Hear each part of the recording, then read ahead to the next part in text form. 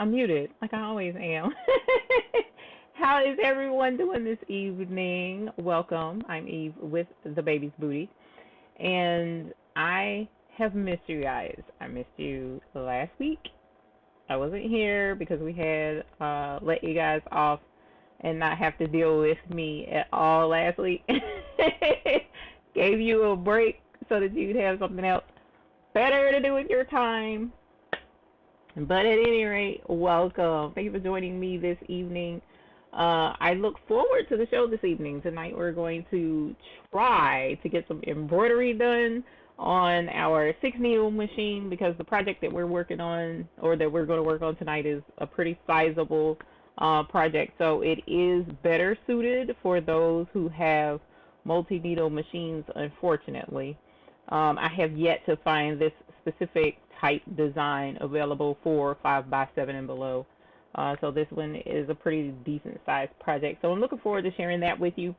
And not only does it encompass embroidery, but we're going to use sublimation as well. So I'm really excited about that because I have a project that I was working on for a new baby project gift, and I couldn't find exactly the fabric I wanted. Why do I have to be extra? I don't understand.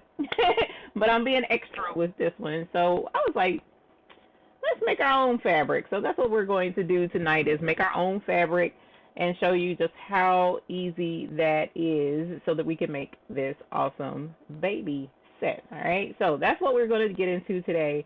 And welcome to everyone who has joined us. I'm Eve with the Baby's Booty here on this channel. We delve into embroidery is our primary love, and then we have sublimation, rhinestones. We also have some cricket, some cutting with the cricket or the scanning cut or the silhouette. Either way, some vinyl projects. And we also are delving into direct to film, DTF. And I've been, oh my gosh, I've been kind of swamped with that for a couple of different reasons. And so we'll be getting into some DTF from time to time as well. But tonight is going to be all about sublimation and embroidery. All right, so one of the things we like to do here is celebrate new babies. Now, I'm pretty sure since we didn't come on last week that there have been new babies that have come and joined us. And when I say new babies, I'm not talking about like the infant kind, like what we're getting ready to do this project for. I mean like your equipment, your progress, the achievements that you've made in your business or in just in general in your crafting world. Because one of the things I found is in most instances, family members just don't quite get our excitement when we get that new Cricut or when we get that new embroidery machine or when that sublimation printer arrives. So we like to celebrate with you, all right? So if you do have a new baby, please post it in the comments below if you want us to ring the bell and celebrate with your baby and tell us what you got. And it has to be there now, not that it's coming, not that it's on order, but that you already got your baby so that we can celebrate with you. All right, just keep it there. Also, we have a hoop group on Facebook. You're welcome to join. Please do so.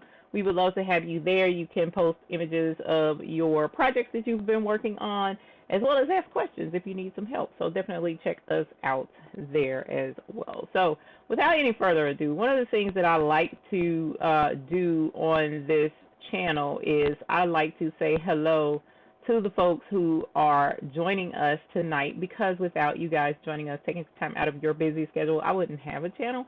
So I like to say, hey, so if you ain't into all of this gabbing and talking and going on, just check back in with me in about 10 minutes. Go get you some coffee, get you a drink, get you a snackety snack, and come right back, and then we'll be getting into the meat, because I do want to jump right into that project, because y'all know how it goes when you're live. All kinds of stuff just don't cooperate. I wouldn't be surprised if the heat press didn't catch fire or something crazy like that. Let me hush, but I'm just saying. Y'all know how it goes when you live. So at any rate, Inspiration Creations is first in the house. Hey, Lori, how are you, my dear? Welcome from Canada. We appreciate you joining us this evening always. EJ's daughter is a Hoop Group member here on YouTube. Welcome. Thank you for joining us this evening. Hello to you as well. Galena, let me move this down so that I can read this without looking off into space. Galena, hey love, how are you? Welcome. Thank you for joining us this evening. Scooby-Doo, how are you doing, my dear? Welcome. Thank you for joining us, and thank you for being a YouTube Hoop Group member. I appreciate it. Miss Carol Coleman, hello, how are you? Welcome, and thank you for being a YouTube Hoop Group member as well, always. Miss Ethel Smith, you as well, always. Good evening to you, and thank you so very much for supporting our channel and being a Hoop Group member. Miss Tanyu, hey Tanyu, I missed all y'all. Oh my gosh, it's funny. I'm saying these names and I'm like, dang, I didn't get to say hey to them last week. Welcome and thank you for being a YouTube Hoop Group member. Nakomi, Knick-Knack Nurse, and Shirley Dabney. Hello, how are you? Welcome. Y'all, sound like I might be losing my voice. I hope not. Carmen Alvarado, hello. Oh, no, not the cloudy and rain. Please don't send that this way. We've had a lot of rain lately. I'm tired of it, but welcome, Carmen, and thank you for being a YouTube Hoop Group member. Allison Holloway, thank you. I appreciate it, girl. I had to get it wet in order for it to cooperate. So it's kind of cooperating. Dorothy Gaston in here with a new baby. Welcome. She got the Cricut mug press. Holler. Congratulations. Congratulations on your new mug press. Please be sure to post pictures of your awesome mugs if you haven't already. We would love to see them. Ray Williams, hello, how are you? Beverly Smith, thank you for being a YouTube Hoop Group member and welcome. Thank you for joining us this evening. So too, we begin embroidery. Good evening. Welcome. Love having you here. And thank you for being a YouTube Hoop Group member. I appreciate it. Corinthians, hello. Embroidery Diva, hello. Miss 143, hello. And thank you very much for being a YouTube Hoop Group member. Let me put my other earpiece in because this one is acting real funky and keeps sliding out. Miss Leila Nelson, hey dear, how are you? Welcome. Thank you for being a YouTube Hoop Group member. Appreciate you being here. Miss Mimi, hey, how are you? Thank you for coming back and joining us. We always appreciate having you come join us this evening. So thank you for being here. Willie Roseman, hello, hello. Welcome, Miss Lady B, Treasure Designs LLC. Welcome, welcome. Not Emma Jean. Holler, she got Emma Jean, the new Red Line Mini has arrived. We are excited and terrified, she says. Congratulations. Oh, yes, Red Line. That's what's up, 12 needles, girl. Don't be scared of 12 needles. They got you. They got you. We got you. It's going to be all right. You don't have anything to worry about. You'll be cool, right? So just check in with me if you need any help, all right? Shirley Dabney says she has a new embroidery machine and a new Cricut Joy, a new Cricut Air too. Oh my gosh, what embroidery machine did you get? We like to celebrate sizes, girl. Size does matter something. Congratulations! 3 babies. 3 babies in the house. Congratulations. Kim Smith, good evening to you as well. Lupe, hey Lupe, how are you? Welcome. Thank you for joining us. You know what? I meant to check the sound bar and make sure I ain't blasting y'all's ears with the bell. I'm going to have to check that here in a minute.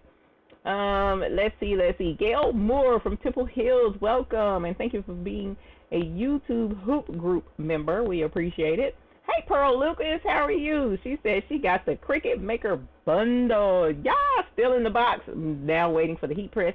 Heat press is on the way. We excited, but for right now, that Cricut Maker is awesome. Get that baby out the box, girl. What you waiting on? Congratulations. I know you're waiting on that heat press, but you can cut now. You can cut now. Oh, congratulations. Let's see. Cricut Joy and the Cricut Cup Press in my house. Miss Carol Coleman said, well, congratulations on your Cricut Joy and your Cricut Cup. Yes. Hey, you didn't tell me you had that bug press on the way. That's what's up. Thank you, Marianne. How are you? Sandra Lemons, hello. How are you? Welcome. Thank you for joining us this evening. Simone Langley, good evening to you, my friend, and thank you for being a YouTube Hoop Group member as well. Avery Head just received her 24-inch Silhouette Pro. Yes, girlfriend, yes. 24 inches. Holla. That's what's up. Girl, you know how hard it is to get that Silhouette Pro? I know a lot of folks will be ready to stab somebody for that Silhouette Pro. That's a nice cutting machine. And 24 inches does give you a lot more leeway for things that you can cut out on it. So instead of being restricted to the 12 inches, as I heard in a, I was watching somebody live, I can't think right now who it was, and she was like, the Cricut is a cute starter machine. I was like, well, darn. Not the pole Cricut is a cute starter machine. That thing was funny to me.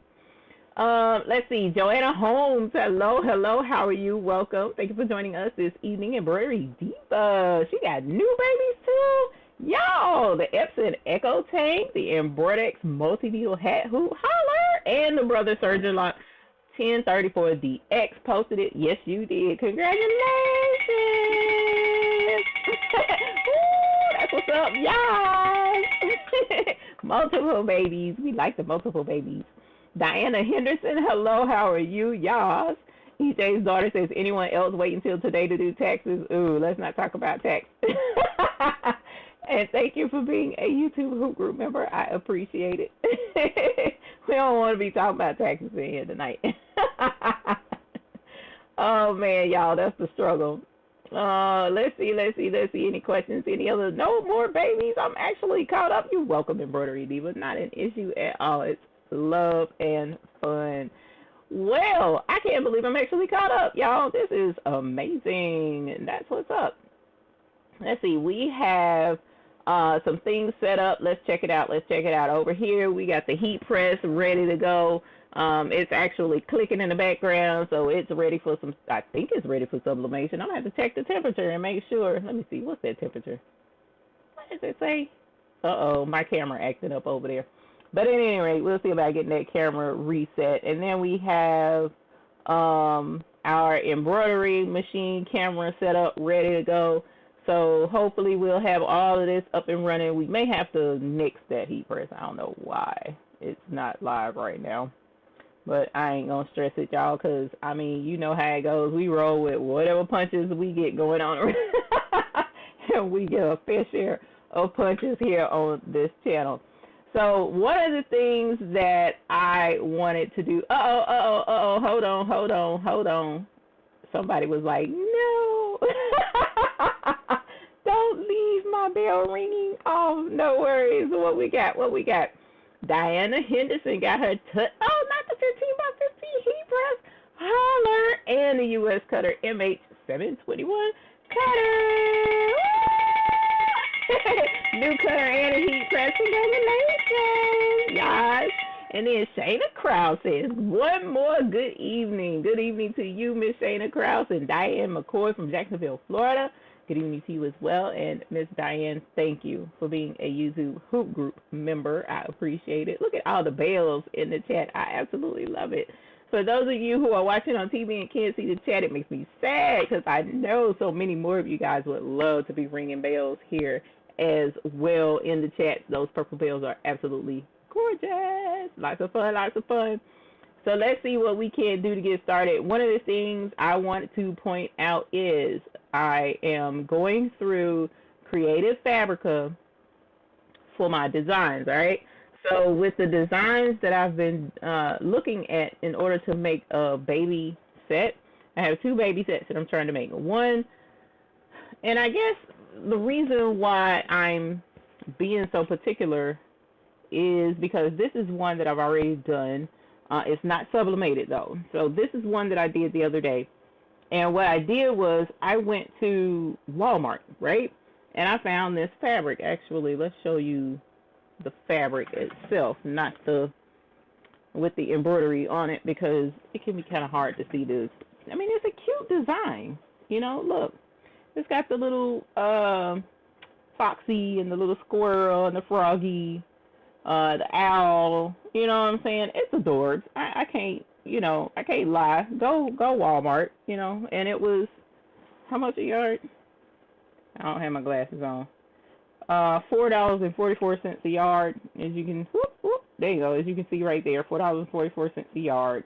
And I got 2 yards cut. Actually, I think I ended up with 3, but no worries. And, it was cute. And I was like, okay, we can make this work. And so I made the bib in the hoop, okay, because I do have a bib template that I actually sell that helps make the bibs uniform and whatnot. But I kind of got spoiled by the embroidery machine, so I have switched to doing in the hoop bibs, right? And after I made it and used the font from Stitchtopia that says baby, only because I was testing it out, because ultimately I'm going to put the baby's name on here as well. But just, an extra bib just because. And I was like, what if, and I know this is like probably not the right way to look at it, but I was like, what if the mother was strolling with the baby bib and the burp cloth to match, going through Walmart and just so happened to walk through the fabric section and be like, oh, she got this fabric from Walmart. Okay, yeah, I get it. It's a gift and everything, but I would like to explore uniqueness and have something that she can't purchase anywhere else. And I guess that's where the idea came from. And I was like, you know what? Let me see what I can come up with. Now, getting back into, hey, Shamira, how are you? Welcome, my dear. Welcome. I see a new baby. Yolanda Robles says, good evening, everyone. I just got a Janome 500E and super excited, girl. We here for you. Congratulations. Janome 500E. Embroidery in the house. Yes, yes. Congratulations, my dear. That's fantabulous. Byron F., hello. How are you? Good evening to you as well.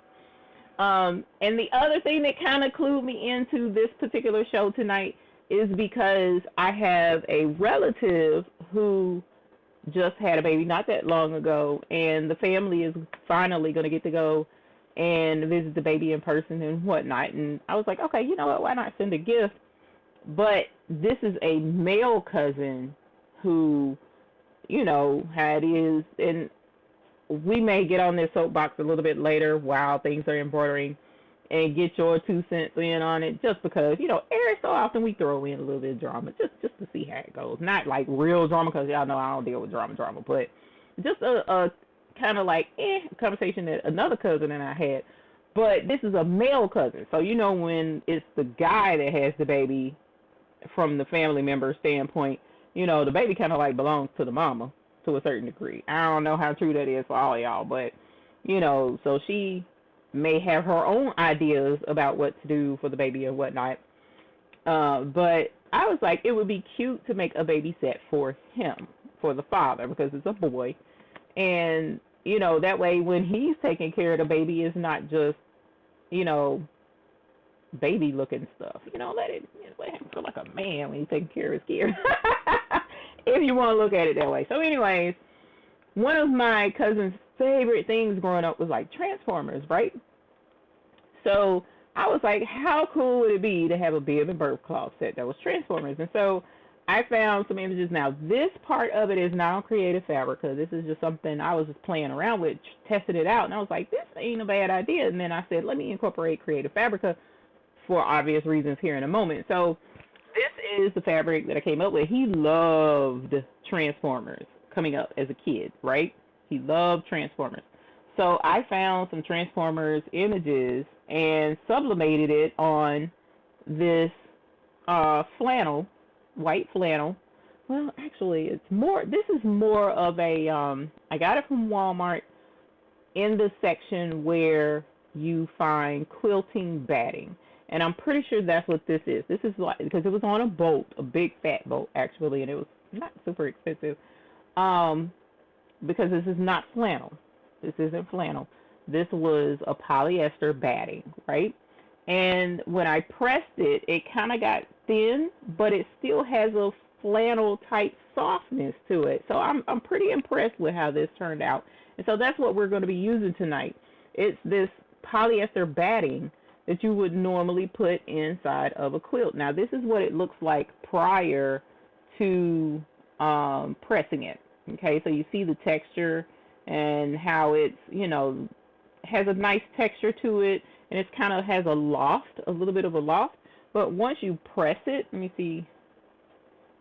Once you press it, it goes thin. It doesn't have a loft anymore. I don't know, can you see that edge on there? I don't want it to be out of focus, but it's like, it's smished it. It made it thin. But it's okay because it still has a softness to it. And another plus, it should hopefully make it easy to turn inside out when it's time to turn it inside out. So that's where the idea came from, was making a Transformers baby set for him. So this is actually going to turn into a couple of burp cloths and a bib, so that he would have, you know, something a little more nostalgic for him and his son whenever he's the one taking care of the baby. You know, sometimes the men folks take the baby out and stuff like that too. If he don't, no big deal, but, you know, it's just a thought process. So what we're going to do is go ahead and switch over to Creative Fabrica, and I'll show you guys kind of the design idea that I've been looking at and see what you might think about it. Let me make sure I'm not missing any new babies. You're welcome, Yolanda, EJ's daughter. I'm glad to hear that. Yes, the mama, I agree. Okay.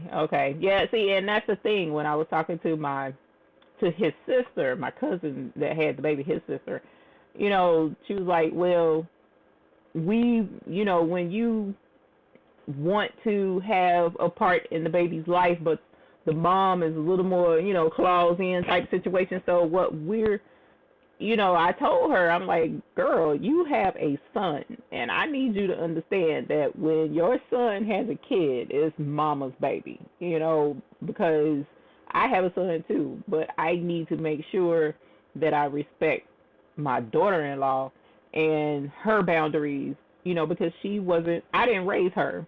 So her ideals on child rearing and what to do for the baby and all that stuff is not my ideals, but I have to respect hers as long as there's no, you know, like anything funky like abuse and stuff like that. But she's awesome sauce anyway. I love my daughter-in-law. I love both of them, but definitely I'm pretty close to one in particular. So, and I have to respect that. But at any rate, let's not get too much into that. People don't often factor in when the child is in the care of the father. I agree. A lot of times they don't, especially when giving gifts and stuff. Matter of fact, another customer of mine had 2 diaper bags made, one for her son and one for the baby's mama, and I thought that was really cute too. It was more of a masculine looking diaper bag for him, and I was like, that's not a bad idea. There's 2 diaper bags though, but that's still not a bad idea. So hello, me creative Levi Kim, how are you? Welcome. Let's see. All right, so let us load the bib font. I have been making bib. Oh, thank you. That's oh gosh, that is which font is that on Stitchtopia? I have to look it up and see what font that is. I can't. Kaylin, oh man, that red line, when it comes, you'll be able to do this bib, this in the hoop bib. So let's go ahead and switch over to Creative Fabrica before I talk y'all to death. And we definitely don't want that because it's going to waste time. And we have to take into account any errors that are going to happen here while we're live. And I'm going to click on my favorites and then get you guys switched over to this one, y'all. So here is Creative Fabrica. Renee's Artist, hello from Brazil, cleaning and listening.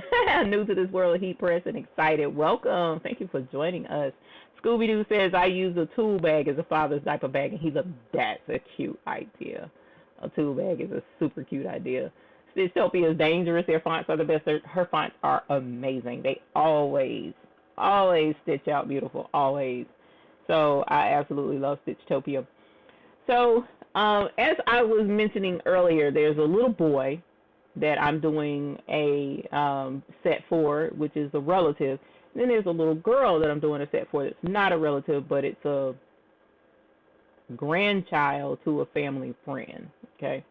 So I decided, okay, let's start with the little girl because that's where the Walmart fabric came in, which is the other reason why I was like not wanting to have her walk into the store and see this fabric at Walmart and blah, blah, blah, overthinking stuff. But it's okay. It created a really good idea for you guys to watch. So one of the things I was doing was trying to find something cute to sublimate on a bib that would be cute for a little girl. Not too horribly much. Like, for instance, let's click on Okay, so for instance, I love hydrangeas. Child's mother might not like hydrangeas. And, yeah, flowers can be super cute for a baby, but it doesn't really say baby to me. I don't know. I'm overthinking stuff as I always do. Hello, Miss Iris Diaz Harmony Ling. Hey, Debbie D. Thank you for joining us and for being a YouTube Hoop Group member. Sisters United by Love, no worries. We're always happy to have you here. 2011, Miss Max, welcome. Don't go into a panic. Don't go into a panic. You got it. I'm glad you got it finished, though. So what I found, like, I came across this today and was like, oh my God, I love turtles. Turtles are so super cute.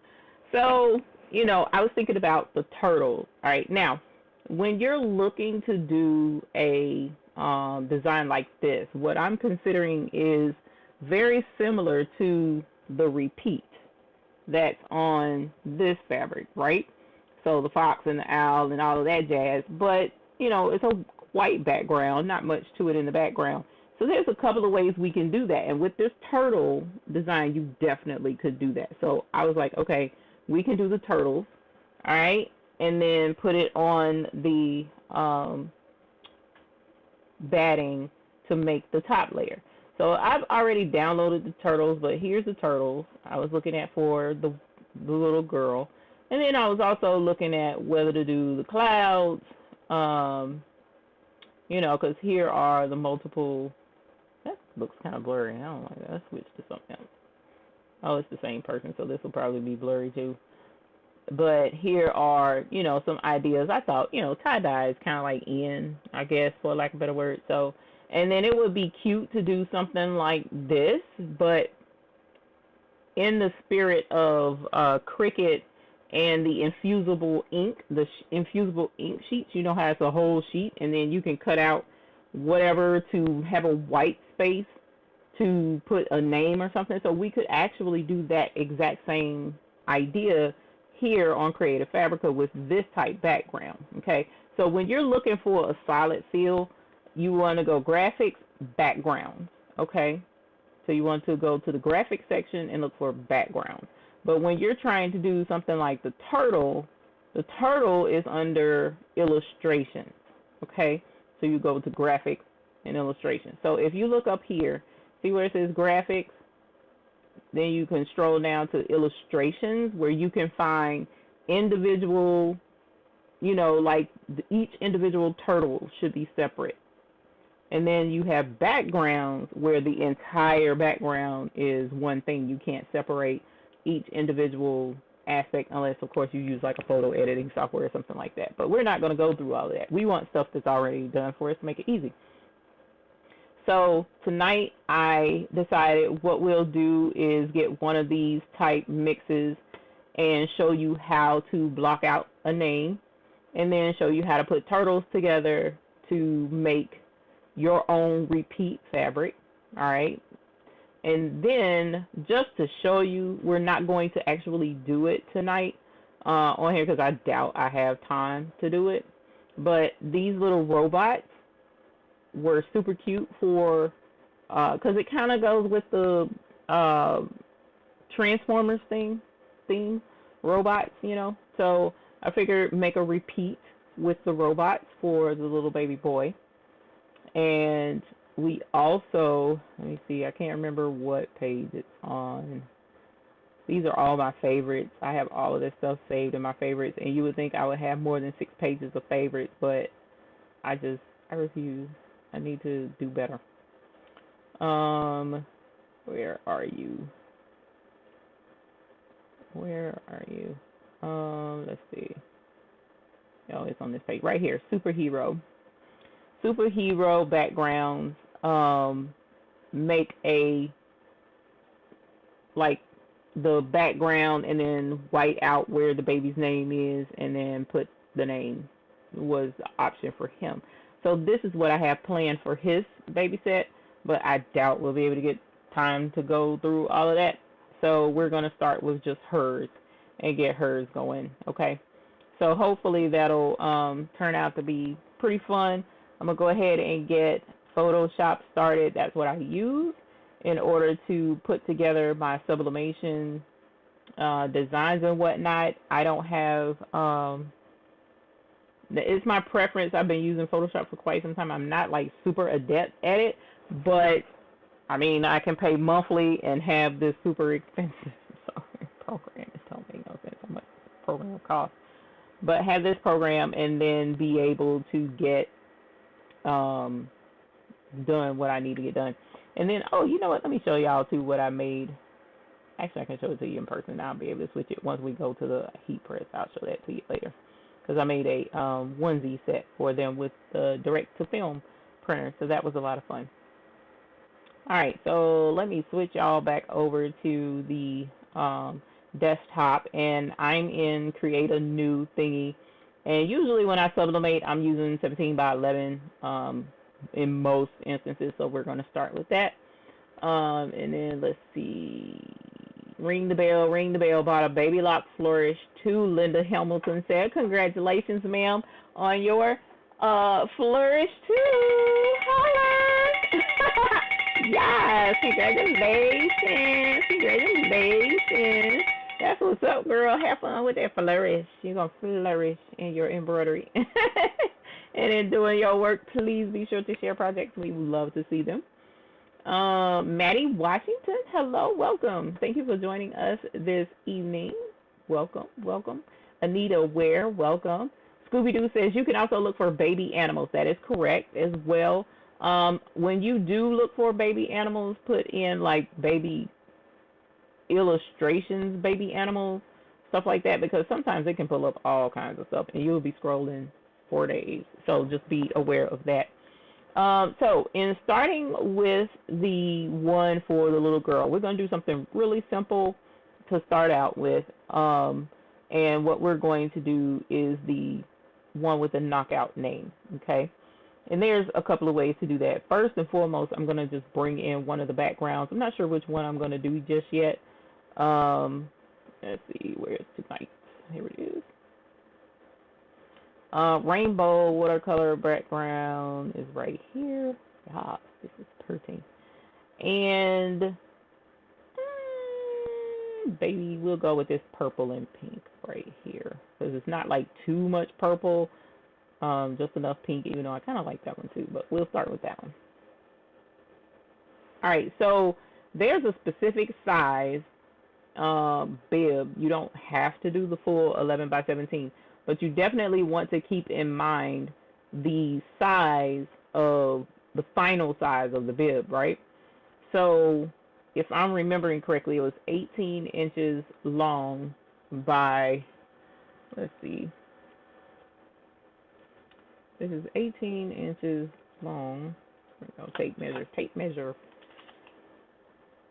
not 18, 15 inches long, and wide is 9 inches? 9 inches. Matter of fact, let's do it the right way. I'm measuring but that's the size of the square panel of fabric. But if we go to pull up the design in Sew It Pro,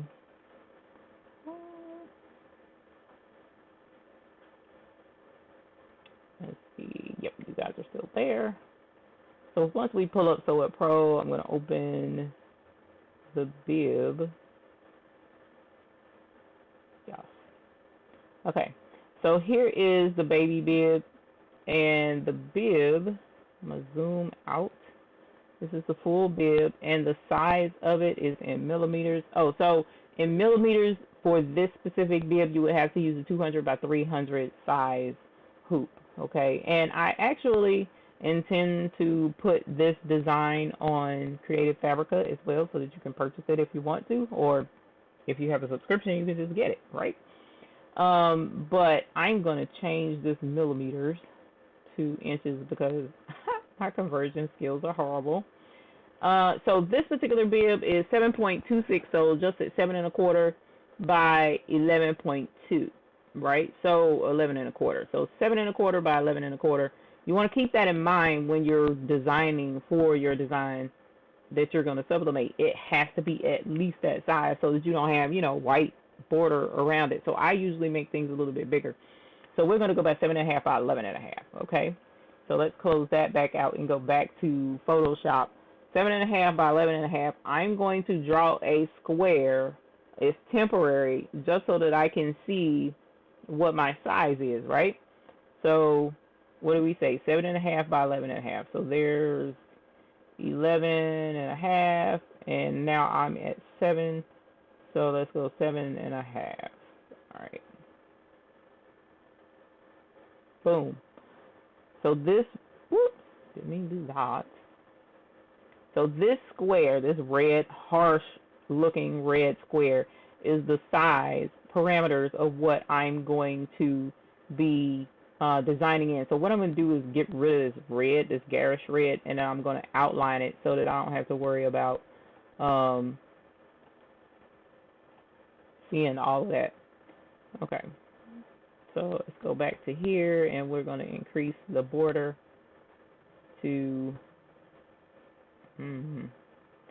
something recognizable. Why is it not working? Let's see. Oh, there it is. Okay. So there's our border, our rectangle, so that I'll know where to keep the baby's name, because this specific background is where I'm going to put her name and white it out, or you don't have to have it whited out. It could be in black, it could be in a different shade of pink, it could be in purple. It's entirely up to you, right? And now that I think about it, I don't even know the baby's name. Lord Father, I gotta look up the baby's name. All right, so now that we have our background, hold on, I think I see a baby. Ghetto Scorpion, hello, how are you? Welcome, welcome. Sorry about the buffering. You might get buffering with me using Photoshop, because Photoshop is a resource hog, so I apologize in advance. Tanya Lucas, good evening from North Carolina. Welcome, neighbor. Good to have you here. Peggy Perry, welcome. And you got an Avance 1501C ready to embroider everything. Congratulations. That's a big baby, 15 needles. Yes. Welcome, welcome. How are you? So congratulations on your new baby. And then Miss Andrea Ross, no worries. Thank you for joining us this evening. Our John, behave. Thank you for being here, though. And all right, let's get back to our bib. So with this one, this is where we want to put the baby's name. I am going to come down here, down the left-hand side of the screen, and select my text tool, type tool. And I'm going to not type lorem ipsum blah blah blah, but I'm going to type in the baby's name. Gosh, I don't have my phone. Where is my phone? I need to look up the baby's name, and I don't have the phone on me. So we're just going to have to do pretend with this one. Let's see, what other new little baby girl do I know of? I can't think of one right now, and this is sad. Okay, so we're just going to say Rose, for instance. Actually, let's hit that. Now, this is not a feminine font by any stretch of the imagination. So we're going to drop down our fonts and see if we can't find something super pretty that would go with this dreamy background, right? And of course, with little girls, we love to have, you know, script font and make it flourish and fancy. So let's see what we can find. What is this? That's all capital. Did I put it all in capital? Yes, I did. We don't want it all in capital. Okay. Let's come back here and try again. Now, I tend to, whenever I'm trying to find a font that I like, typeset that's not embroidery, because I already know Stitchtopia is the route I'm going to go if I'm doing embroidery, which we still can do embroidery with this. We don't have to sublimate a name on here, so keep that in mind as well. But I like to kind of start in the middle of my font list, because a lot of times I'll tend to use fonts regularly at the very top, and I like to mix it up. So I'm going to go, I went to the middle, and this is Launch Attack is the name of it, which is weird because that doesn't look like a launch attack type font, but I love the cursive part for it. And then I'm going to actually white out the name. Okay. So as you see, I just type the name, pick the font. I haven't changed the font size yet, but I came up here, selected the color, and just went automatically all the way to white, so that when this is done, her name is going to stand out and be white out on the fabric itself. So let's move this name. And why is this square so big for her name? That is crazy. I don't know what I've done with that. I told y'all I'm not like super good with Photoshop, but I can make stuff work. All right. So here's her name. Now, if that doesn't stand out enough for, if you want it to stand out a little bit more, you can always do like put an outline around her name, any number of things. Let's see if it gives me that as an option. Sometimes I can't get that part right. Let's see. There we go. Effects. We can do a outer glow or drop shadow. Let's see what drop shadow comes up with. And this is black. Oh, look. It already put it on there. It kind of made it gray. And notice how it makes the name stand out just a little bit more. So that's with black. We can do, let's see what purple looks like. Actually, let's go with this purple. And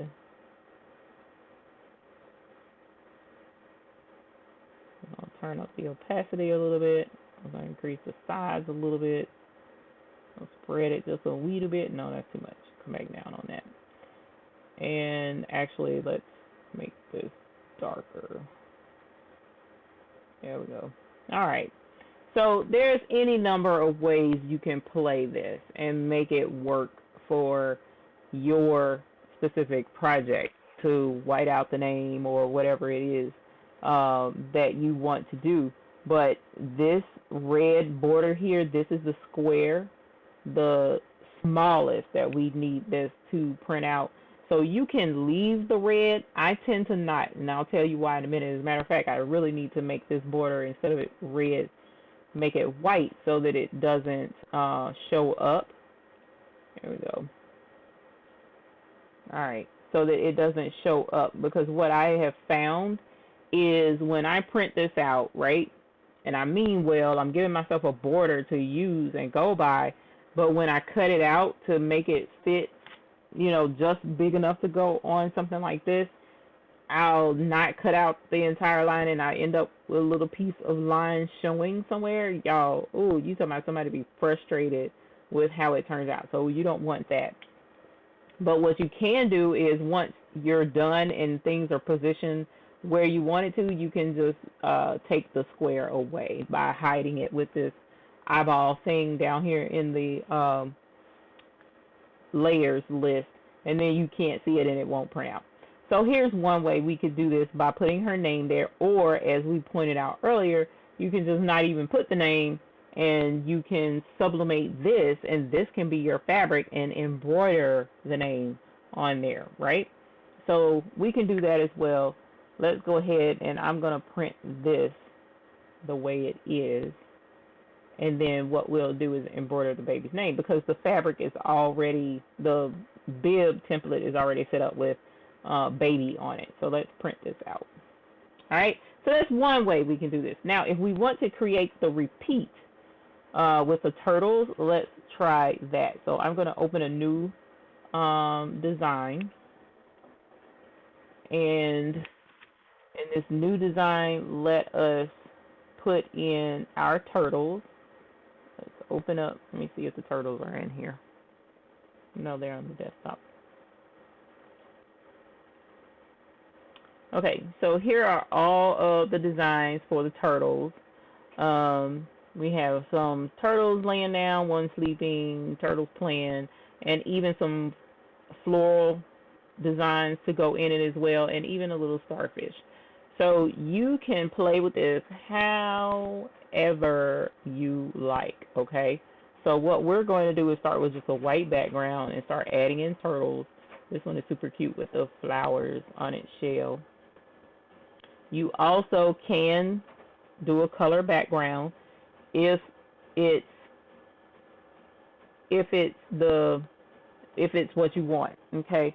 And the way I tend to find the background color that I want is I'll sublimate a color chart like this one, and then find the color on the color chart that I want the background to be, so that I know for sure that the background is going to print out the exact color I want it to be. I use Photoshop with this design. The settings I haven't changed in my program. So once I print this and press it on a sample piece of polyester, then I know that I can use my color selector tool in Photoshop to select the color that I want to make sure that it's going to come out to the right color instead of guessing a color, right? So say for instance I wanted to match this shade of peach here, then I would come on my color sample and try and find the color that's closest to it. Let's see. Now this part is not the easiest, but you know, and I can use my NYX as well, which is the color selection tool, but I don't have it sitting right here, so that's why I don't have it. And I think this one should be close enough.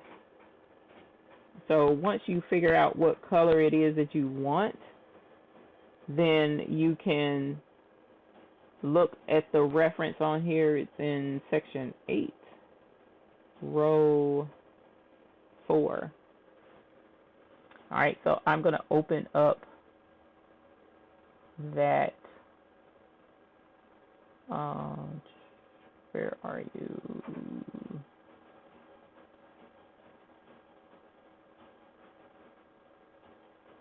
Let's see if I can find it. Oh, whoops, I meant to say, put the turtle where it's supposed to be. Desktop. Okay, where are you? Let's see if it's on here. Yep, right here.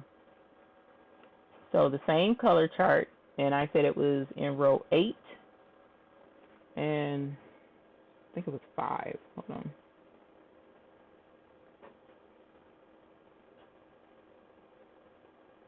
Is it 5 or 4? I can't remember. Actually, now that I'm looking at it, I'm going to go with row 8-3. So 8-3 is right here, okay? So I'm going to get my color dropper and go to row 8, down to number 3, and I'm going to touch it and see it automatically selects that color. Now, I know once I sublimate it and press it, it's going to look like this color, even though on here it looks much, much more peach and a darker shade, but it's not. So now that I have that color, I can come here and I can select the background, and then we can get the paint bucket. We've already swapped the color to that color, and I can drop that on the background, and it's not going to look that harsh. It's actually going to come out number 3, number 8. It's actually going to come out to, whoops, I don't know if you'll be able to see that, but it's going to come out to this peach color right here that you're not going to be able to see because it's not focusing. But at any rate, we'll get it close to the same color as the bunny rabbit. So that's if you wanted to pick a specific color. That's how I do it, so that I make sure that it doesn't turn out to be some random color that I don't want. I can pick my color and know by referencing my own color chart that I have that I know it's going to come out to the color that I'm looking for. Okay, so here's our first turtle. So let's go ahead and we'll place another. Let's go back to turtles. Let's have this turtle over here with the little eye closed. It's super cute. Put it over here. And again, there's no wrong way to do this. You place your stuff however you feel and however you think it's going to turn out super cute. Whatever you need to do, that's pretty much how this cookie crumbles. There's no right or wrong. The only thing you want to definitely do is make sure that whatever design you create, it fits within your, what do we say, 11 and a half? 11 and a half by, was it 8.5 or 7.5? I can't remember. That's what happens when you don't write stuff down. That doesn't look right. We'll go 7.5. Okay. So as long as what you're doing fits into this square, then you're fine. Okay. And we're not going to have a fill in that, and we're going to make our stroke white so that you can see the border.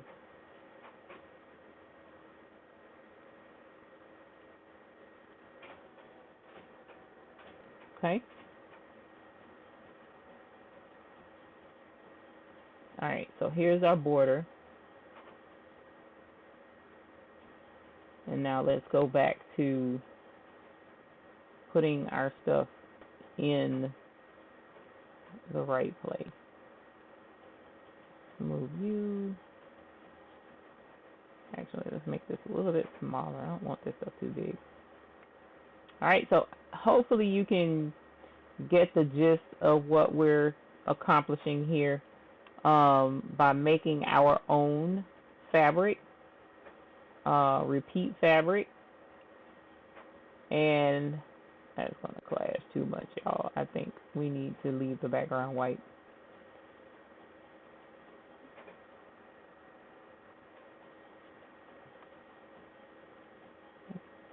Place embedded, and let's do this pretty flower,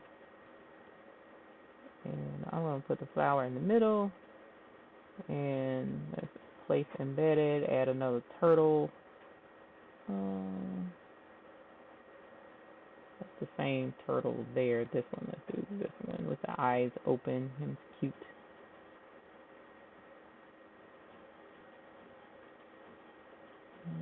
We'll put him up here. I think I'll center a little bit. There you are. And let's move you some more right there. I don't know.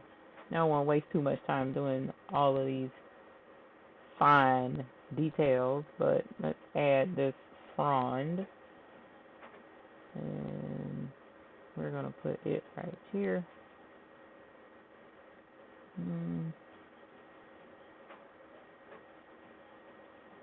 Actually, let's move you behind the starfish. There we go. And then, hey, Felicia Storm, how are you? 7.5. Thank you, EJ's daughter. Trying to tell you, memory is horrible. And then let's add this one little sprig of apparently seaweed of some sort. And of course, you know, you can change and rotate and all that cool stuff. But something, you know, not the bestest looking of everything that I could have done, but it's still a way to create your own look and your own style, your own fabric, all right? And then, of course, once it's what you want it to be, then you just print it out, and this is how it will show up. And I think the background probably was better to put maybe like a gradient of it or something. Now, I'm not good at doing graphics work, which is why I'm using stuff that's already there. But if you know how to do a gradient type background, you could do that. Or we could have possibly put in the background that was in the watercolor set. I don't know. It probably would have been better to do like a let me see what that one looks like. Probably would have been better to do. Oh, that's kind of cute. I'm mad at that. I didn't expect that to work. I would have thought more like water, a water like color type thing. That actually turned out pretty cute. To me, anyway. What do you think? Move the pink more out of the way and leave it with, it needs more detail. Uh-oh, I'm missing a frond. Let's move you down. There we go.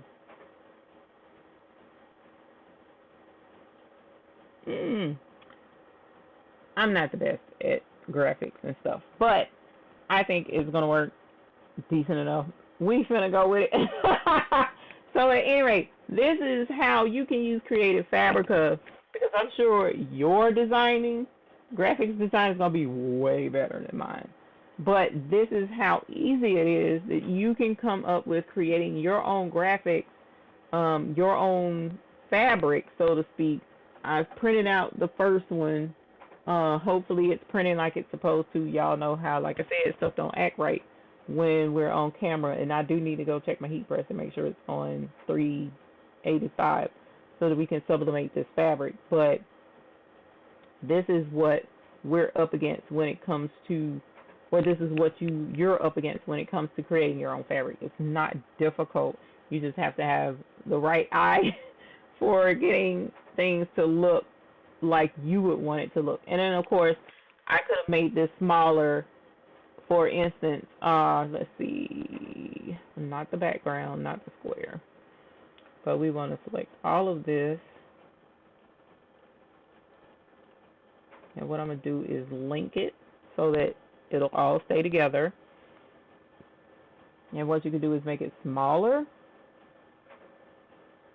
Okay. And then we would copy all of that and then paste it.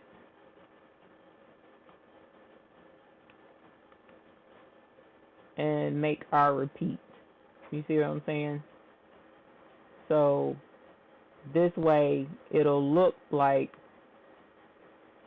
fabric, like it's supposed to.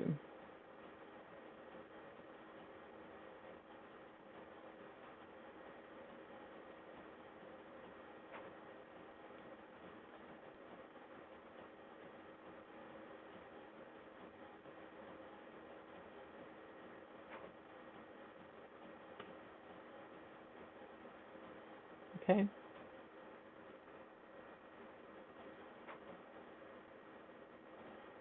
And that's pretty much how you would make your own fabric. Hello, Jackie Maddox and Gail McNair. Welcome. Thank you for joining us. Thank you, Felicia. Thank you, girl.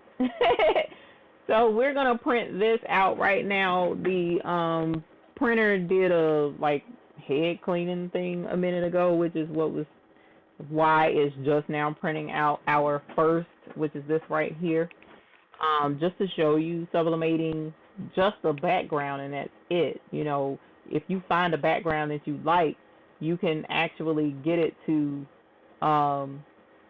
look real cute. Let's see, let's get you back to Creative Fabrica. Hopefully my stuff won't lag too much. So going back to graphics and then backgrounds, again, any number of these backgrounds can be used, like mermaid. You know, how many women would like to have, you know, a cute little mermaid baby set?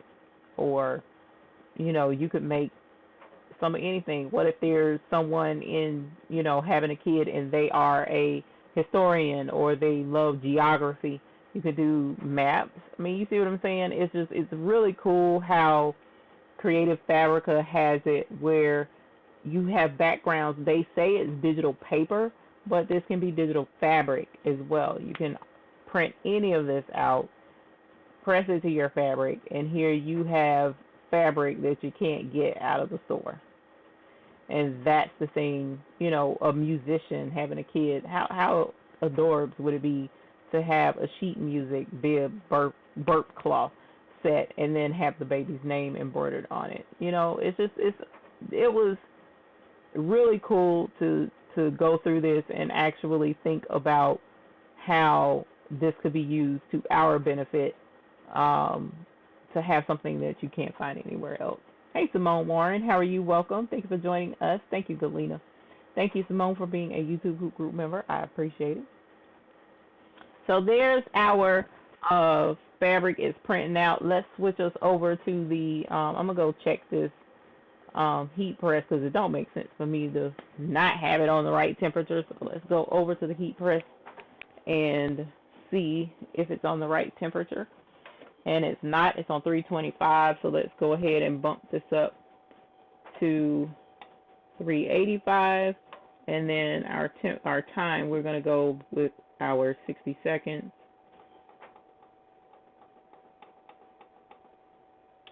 All right, so we're going to let that heat up, and our printout looks like it's still going. Oh, wait a minute. Did the camera ever come back online? No, dumb thing didn't. You did not see me changing the, what's the face? So we'll deal with that in a minute. Let's go back to our fabric, and then while we're waiting on the fabric, I'm going to try and get the camera to working like it's supposed to over here.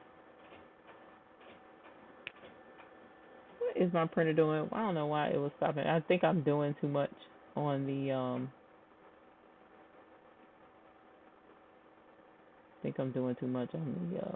what's the face?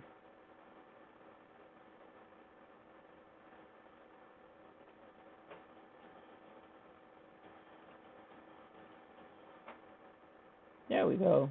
Boom. Yes. All right. Now you see it going up in temperature. And let me work on closing that out so we don't overload our signal. So what designs have you come across? Hey, Andrea Love Stitches. Welcome. Thanks for joining us. And thank you for being a YouTube Hoop Group member. We definitely appreciate it. What designs would you think of in going through our Creative Fabrica list that could be considered unusual but would make a really cute baby gift? Or did you see a fabric that you would be interested in making a fabric for? My heat press is the oh my God, it was on the tip of my tongue.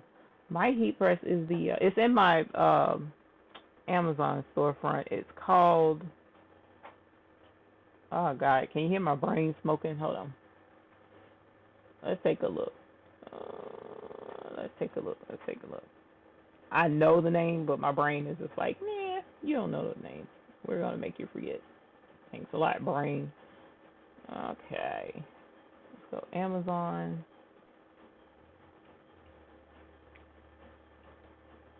And sublimation, I think. Here it is. I have the ePhoto ink. I couldn't remember the name of that for nothing. ePhoto ink heat press. I last purchased it April 2018, but that was an extra one that I bought for someone else.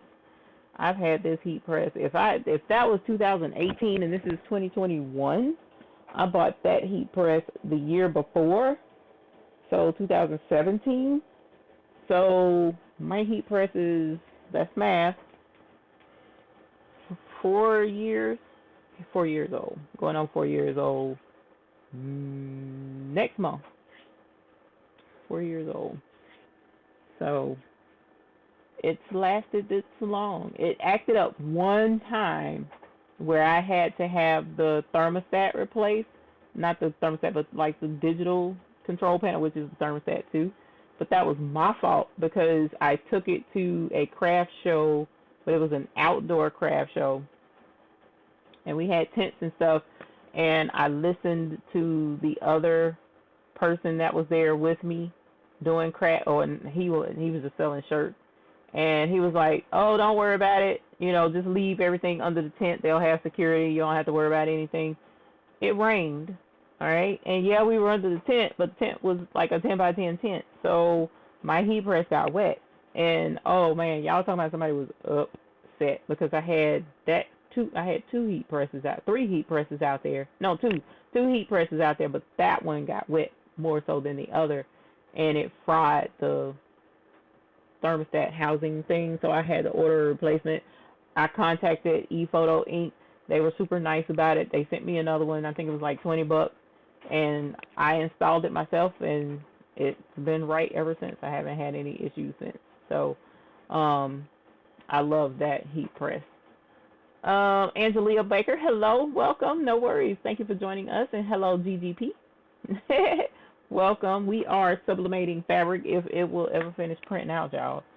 I think I'm doing too much on the system, so I've never had it lag like this before, so it's got to be because of all the video and stuff that I'm running in the background. So we have our heat press over there clicking. It's on the right temperature now. If you are wondering, let's go ahead and take this fabric over there, so it'll be over there already. If you're wondering about this, I have this set up for my direct to film, and I use it to cure the glue on the back side of my direct to film, and we'll do a video on that one day here soon. I always, when I sublimate, I put paper on the bottom, and then I put paper on top as well for blowout, which is meaning the ink goes beyond where it's supposed to go, because sublimation ink is very potent stuff. This thing should be printed by now, y'all. This is killing me. 11 by 17 should take that long to print. All right, so we have our fabric. Hey, Michelle, welcome, and thank you for being a YouTube Hoop Group member. We appreciate you.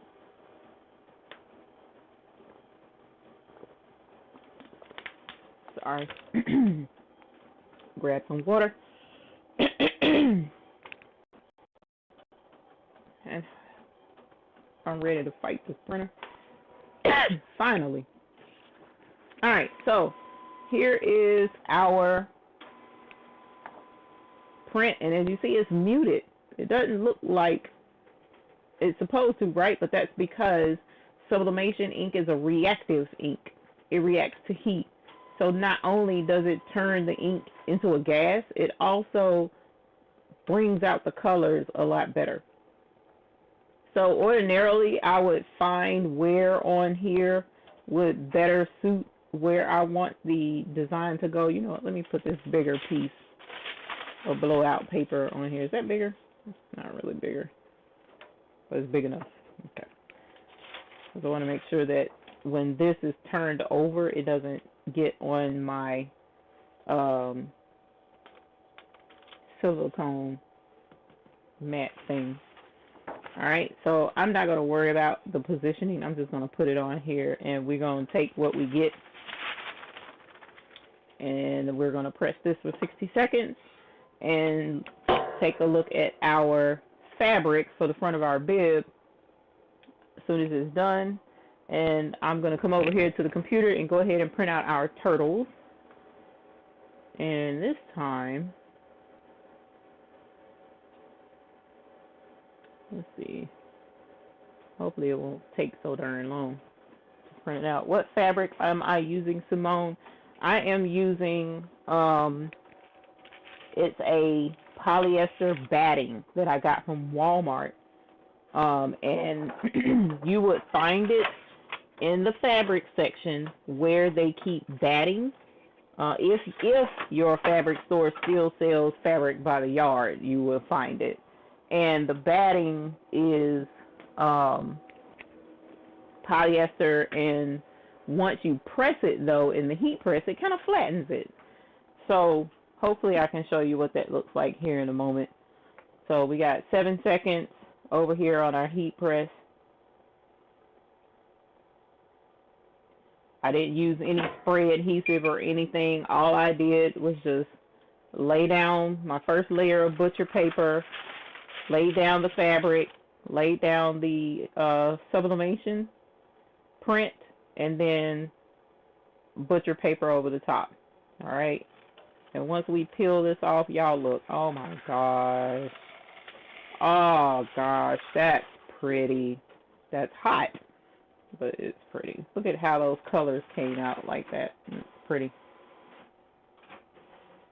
That's really pretty. I like that. I like how that turned out. It turned out better than I thought. And the reason why we have our butcher paper, this would have ended up on my silicone mat, and then the next white thing I try to sublimate, this would come off on it. So that's why it's imperative you have butcher paper. And because it did come out on this paper, I'm going to trash it and put a fresh piece down so that we won't have any issues with our next print, which our next print is going to be our turtles.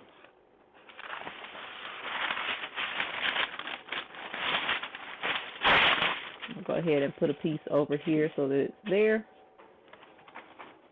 while our turtles print. Now, let's switch you back over to the other camera, and we're actually going to go with the. So we have our fabric. It turned out really, really, really, really pretty. Love that.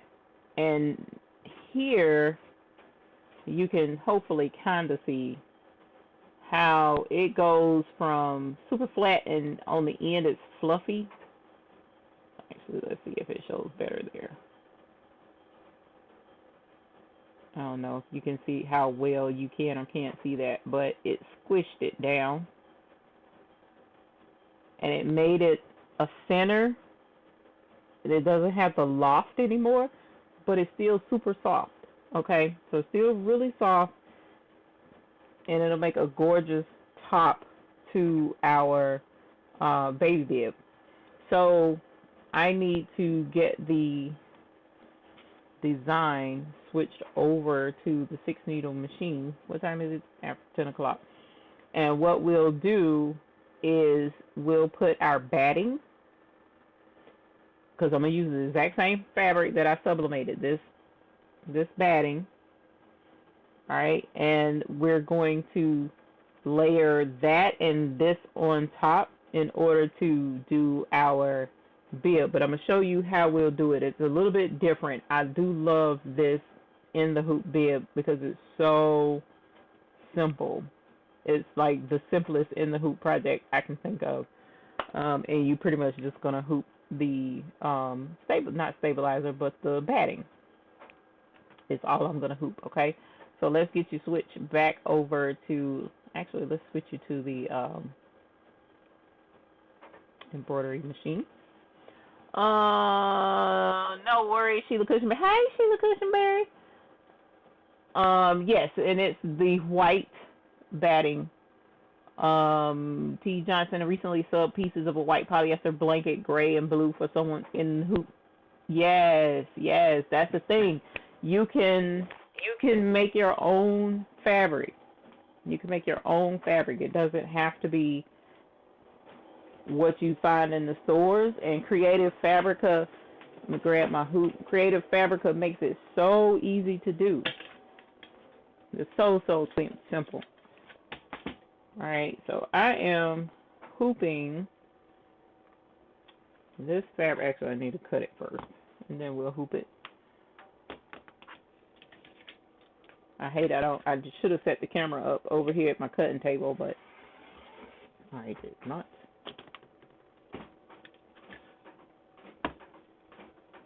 Why is my printer sounding like it's acting crazy? What's going on? What did I tell y'all? Did I tell y'all it's always something when you on camera?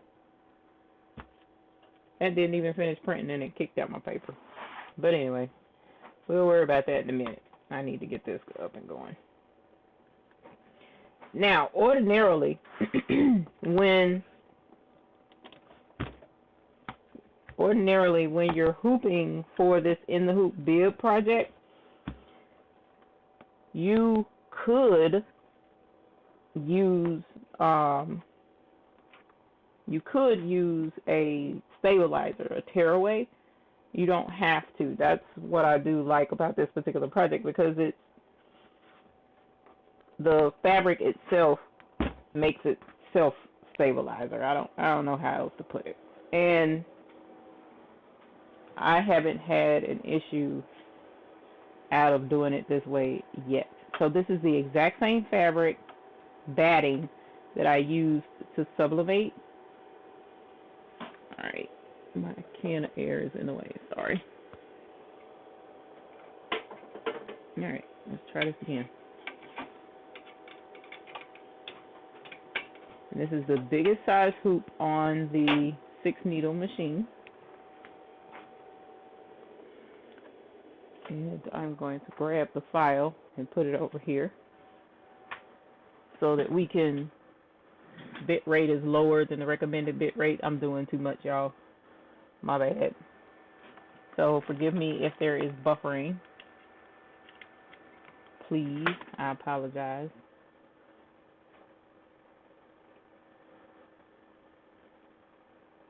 Alright, I am grabbing the file. Where is it? Stop.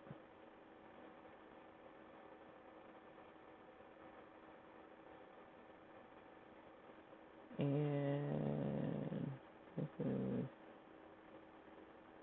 there we go. I don't know why I didn't have this loaded ahead of time. Alright, now back over to here.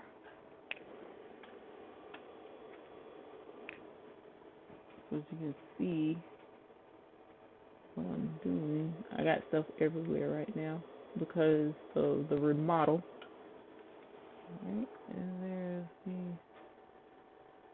table. Put you back. Boop. Okay.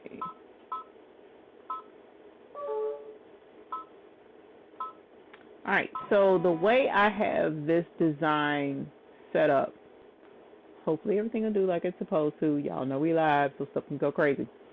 But the way I have it set up is to do the outline first so that we'll know where to lay the fabric.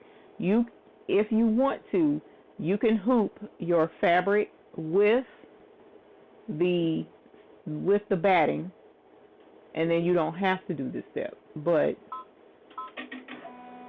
because I cut my, look there, because I cut my fabric to sublimate on to the size of the bib, just bigger than the size of the bib,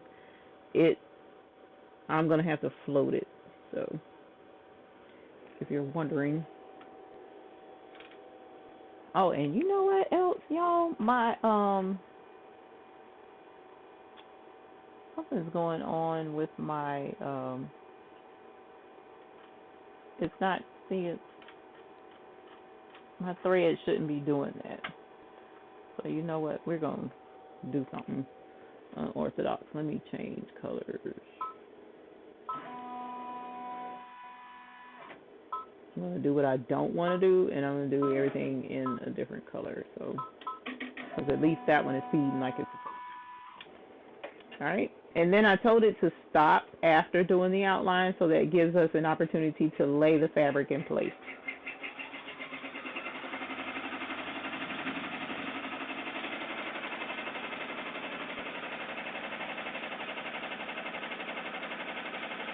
What did you say?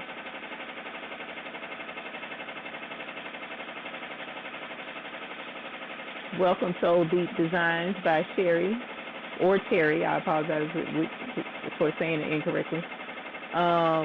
Thank you for joining us. Always a pleasure to have new folks in here. Michelle says just bought a huge tablecloth. Yes, and 100% poly from a thrift store for $4.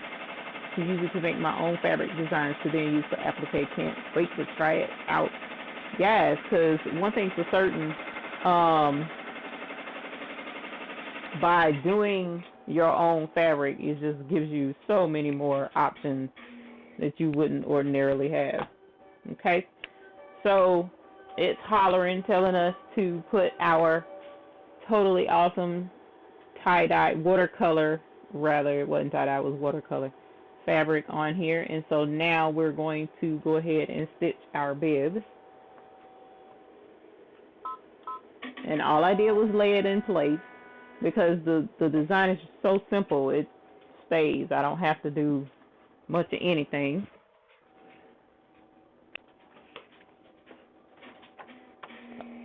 I hope this is not the wrong design. I think that's the wrong design, y'all.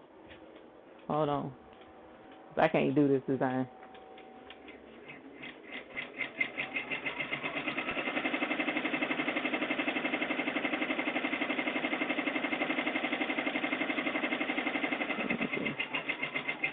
Yeah, this is the wrong design. I can't do this. Hold on. I loaded the wrong thing. I loaded the wrong thing. I refuse. This is my first. Okay, so I designed this bib. So the top part of it is going to be messed up. Y'all forgive me for that. Let me get you switched over so you ain't just sitting there looking at that thing. I created a couple of versions of this. I've been testing this bib out. And I made a different version, and I need to make sure the right version, because this version I tried to do the chevron stitch in Sew What Pro, and it worked. It did the chevron inside the bib, and it's beautiful because it stitched out absolutely gorgeous. The chevron did. But the problem came up that it was stopping. Like, instead of the way I have it in Wilcom, it doesn't stop in Wilcom. Let me make sure.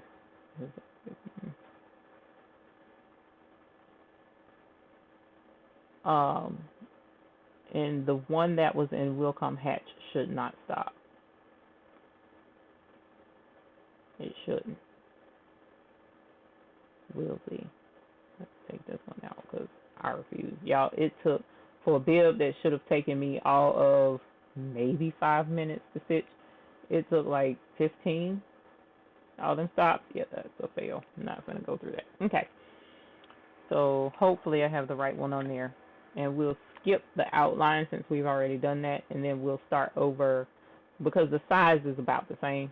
So we'll start over with the actual chevron stitch, which is the next stitch that comes on the bib. But I'm still working on it, still trying to get it perfected, so to speak. And then once it's where I need it to be, then we'll go ahead and put it out there on What's the Face. But I think I got it. We'll see here in a sec. Shoot, how it stitches out. Okay, so we'll skip number 1. Oh, yeah, this is the right one because it's not chevron. I should have known. Okay. So the top part of this is going to be kind of like retarded looking. Not retarded, that was the wrong word to use. But the top part is not going to turn out right, but it's okay. All right, and then I set it to stop so that once the chevron, we can take a look at it. What now? Check upper and bobbin thread. Let's see. Do I see my bobbin thread? Yep, I do. No, I do. No? Okay.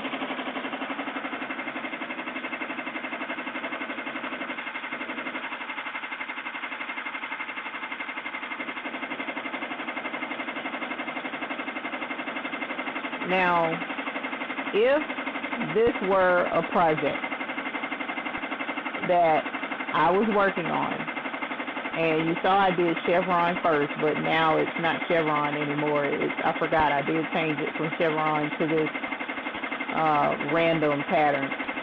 So if I were working on this and I had that chevron, how would I fix that? Let me know in the chat, in the comments, how do you think I would fix that so that I wouldn't waste that bib and be able to give it to a customer and not have to worry about that chevron being there.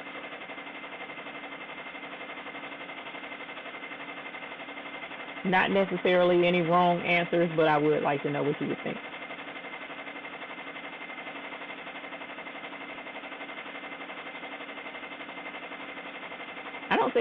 I haven't seen Miss Peggy in here. Sheila. Soul Deep, love mixed media. I do too. Mixed media is awesome sauce. It really is.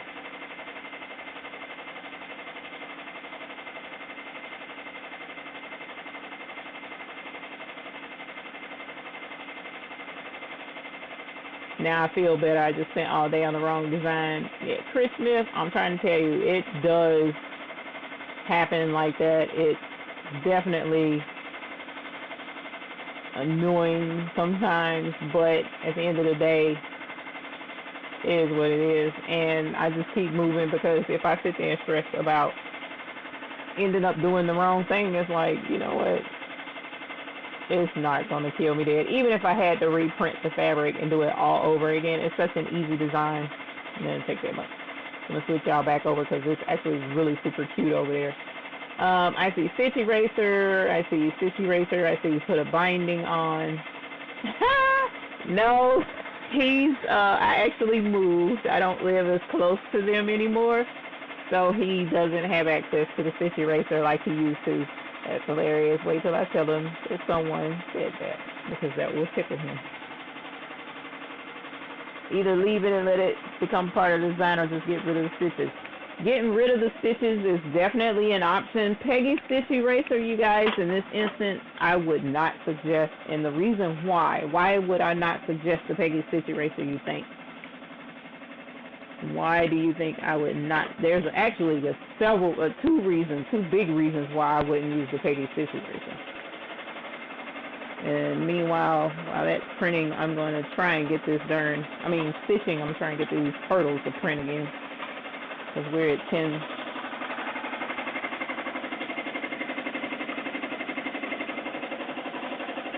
minutes, 30, almost 10:30. See, this is how the other one with the chevron was supposed to stitch out. Just that easy. And we're done. All right. So, now that this is stitched, ordinarily, I would let the BABY stitch. Okay? But because I didn't use stabilizer, I'm not going to do that. Because when you're adding all those extra stitches on there, when you're putting in the extra weight of these stitches, this really needs to be stabilized. These lightweight quilting stitches is not that big of a deal for you to do lightweight quilting stitches and not have stabilizer. But once you start doing letters, you see how it kind of like bends in right here? Okay, that's because that's a lot of stitches for that area. And I used one layer of cutaway. So when this washes, this may buckle around these letters. The pull compensation could be a little high right there. I could loosen it some and help make my life easier. But you definitely should have stabilizer behind these letters. All right, so I'm not going to do that because I don't have stabilizer on here. And what we're going to do is go ahead and finish the bib. Now, my bibs that I normally do, I put towel on the back, terry cloth, but again, remodeling and moving stuff around in my studio and trying to get organized, I've misplaced my towel. I'm pretty sure it's downstairs in the basement, and I haven't looked for it yet. So just for showing a almost completed bib purposes, I'm just going to use batting again on the back, and that's what I did with the first bib I showed you, this one with the fabric from Walmart. This is actually the same batting that we sublimated on and the same batting that we're using in the middle of this particular bib. So it's still soft enough to where it's not that big of a deal to not use it. I mean, it's not a big deal to use it for the baby because it is still soft. Okay, so we'll go ahead and finish off the bib. And while I come and check and see why in the world my printer is not wanting to print. My turtles. I'm about ready to fight the printer. And shouldn't want to fight the printer, but at least they can see the thing sublimated, my goodness.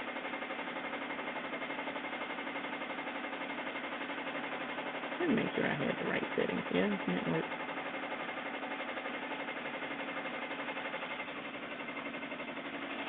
We'll see if it works that time. Eraser will tear it, Ray. That is correct.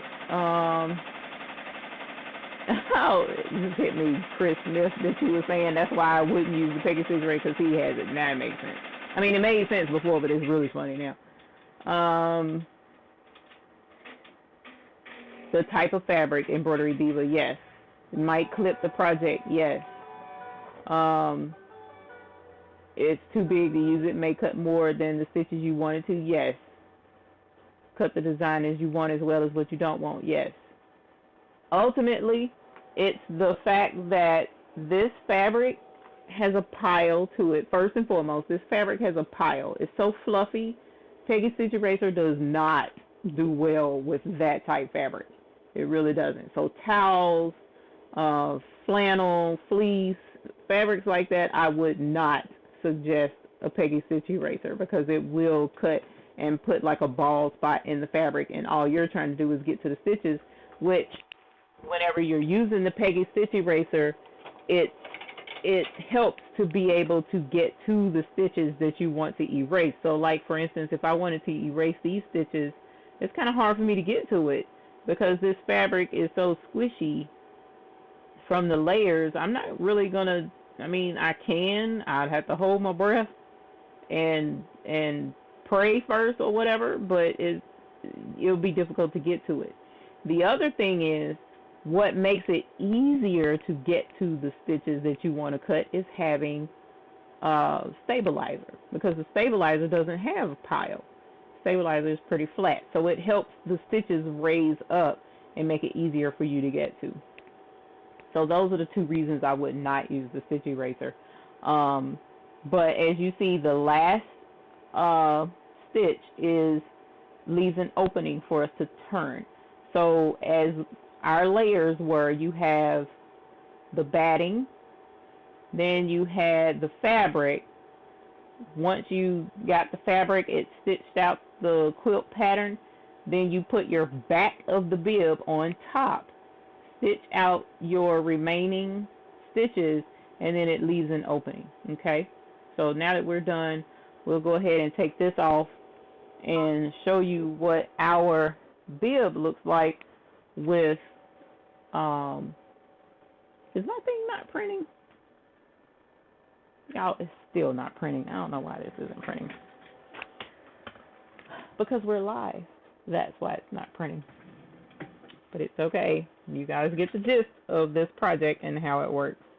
And we were at least able to get one thing printed. I am definitely grateful to that.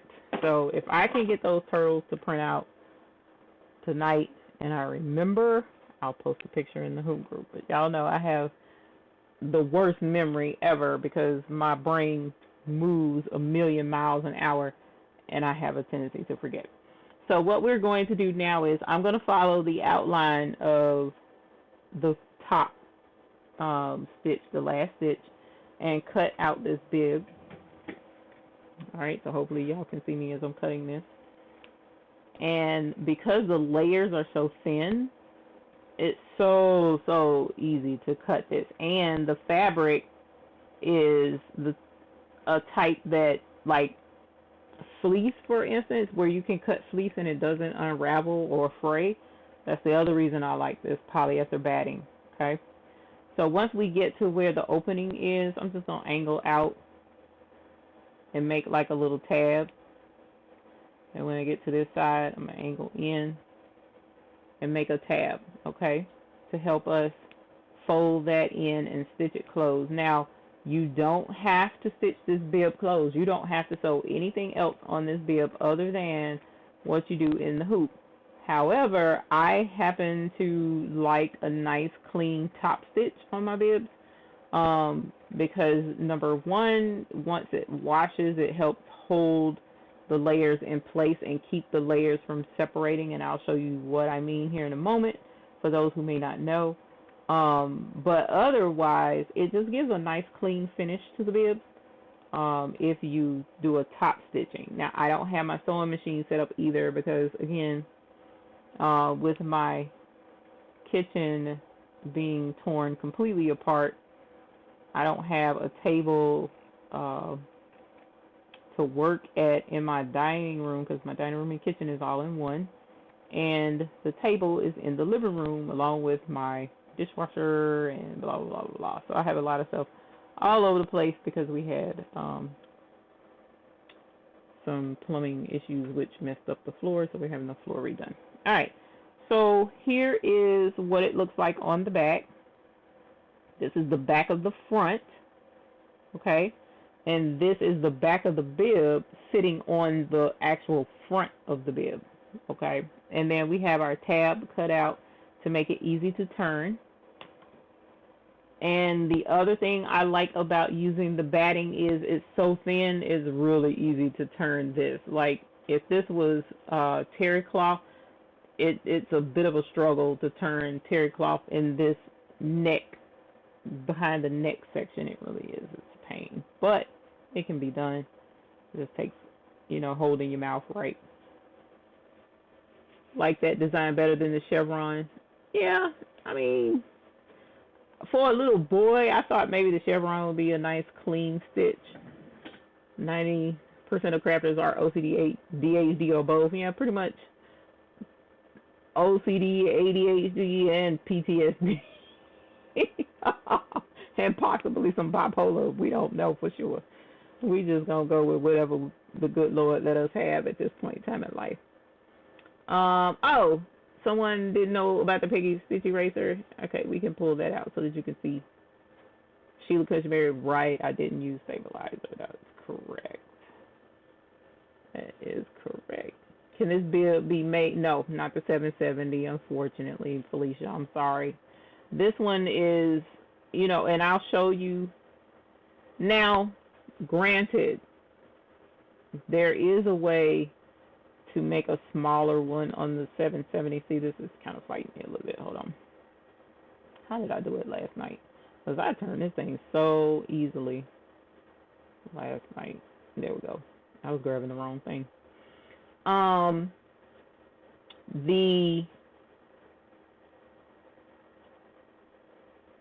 The bib on a smaller hoop would be like a preemie size bib. So you could do it with preemie size, but right now all I have is a normal size. I haven't worked on the preemie size, which I should, because it's very hard to find them. Well, not very hard, but it's not common. Okay, sorry. I was supposed to be holding this up so that y'all can see. So what I'm doing right now is pulling out the neck strap so that we can attach a snap to it. Because I'm a fan of snaps, or you can do Velcro. It's entirely up to you. All right, so here we got our neck strap all the way out. I'm just making sure it's nice and rounded so it'll be clean when we get that snap on there. But right now, Felicia, the project is going to be put on Creative Fabrica, not on my website. And as soon as it's done, I mean, it looks good, so I may go ahead and just post it because this actually really looks good. Turned out much better than the other one I did with the chevron. All right, so, and I put this together in Wilcom Hatch, whereas the other one, I did part of it in Hatch, and then the other part I did in Sew It Pro. And I didn't like the way that turned out. So, okay. So here we are. And let's get the last tab right here. Okay, really simple bib, really lightweight, not much to it. In the pattern or the look that I wanted, which is this watercolor fabric that we did. And so at this point, if you don't want to sew, you can just fold in these tabs to where they're even, because this fabric is so squishy. It's a little bit of a test, you know, to try and get it just so, but you can. All right, and once you get it even, what you can do is grab this stuff, which I call stitch witchery hem tape. You know, it's super thin, but this is some really strong glue, right? It's really strong fabric glue. And then you can take a piece of it, which I pretty much do this even when I sew my bib shut. I do this with my bib. I'll tear off a piece that's the size of the inside here. So I take a piece and then I place it in the seam area. Try not to have it sticking out too much, but you know, and once it's in there, fold it in, hold it shut, and then iron it or press it or whatever. Since we've already pressed the top, I can put this on the heat press and press it again for a few seconds, just enough to get the heat to go through this top layer and melt the glue strip to the bottom layer, and that will seal this shut. All right, and then the bib, technically, once you know, so you can go back and add your snaps and stuff, but once you add your snaps and stuff, technically it's done. But you can top stitch, okay, to go all the way around it and finish it off with a nice clean top stitch with a regular sewing machine to give it a really nice polished look. That's the way I love to finish my bibs. So that's an option as well. But this is how you can make your own fabric for a baby bib when you can't find the fabric that you want out there. You can get inspired from Creative Fabrica and find exactly what you're looking for. Matter of fact, I'm going to go ahead and put this on the heat press so it closes this shut. I need to close the other one too. I'll put this one on first. Let's switch us over to the heat press and show you getting that.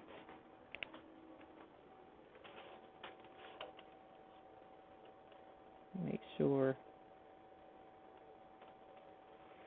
on my ends. And this was like a rough draft, put together type bib. Oh my gosh.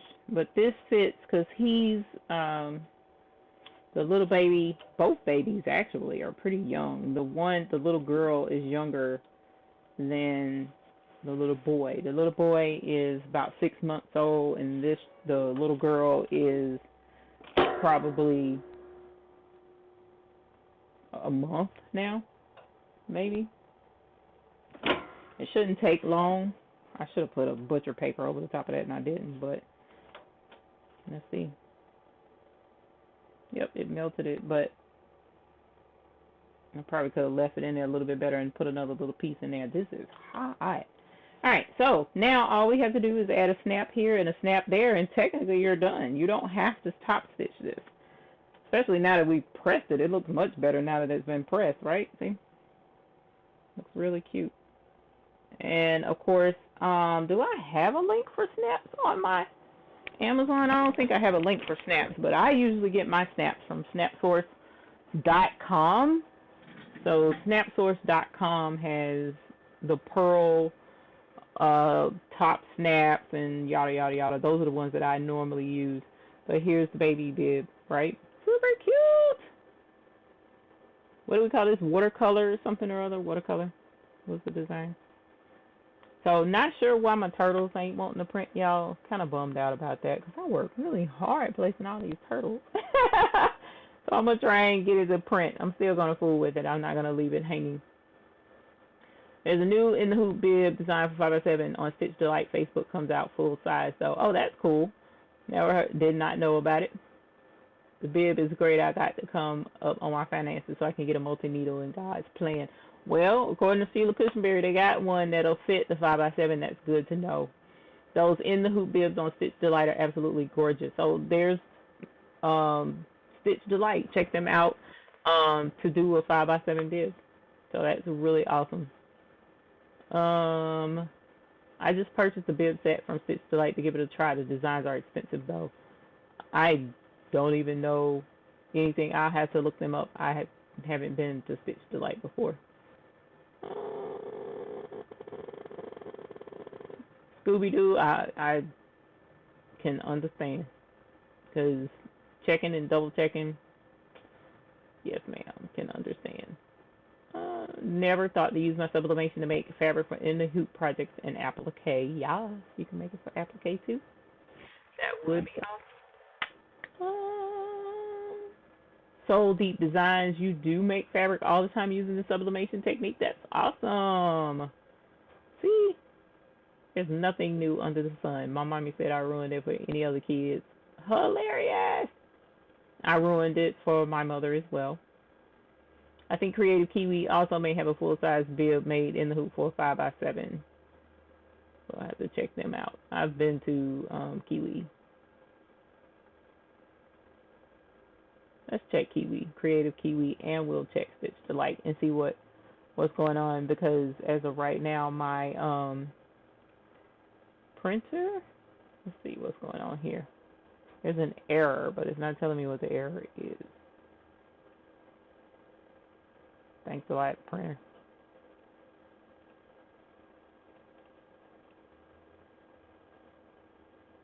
Let's see if we can't get that one to print.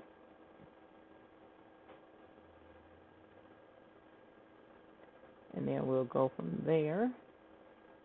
Alright, and now I'm going to, where's my internet? We're still on the heat press, so let's switch you over from the heat press to, what did we say, Creative Kiwi? There's a lot of really awesome embroidery design websites out there.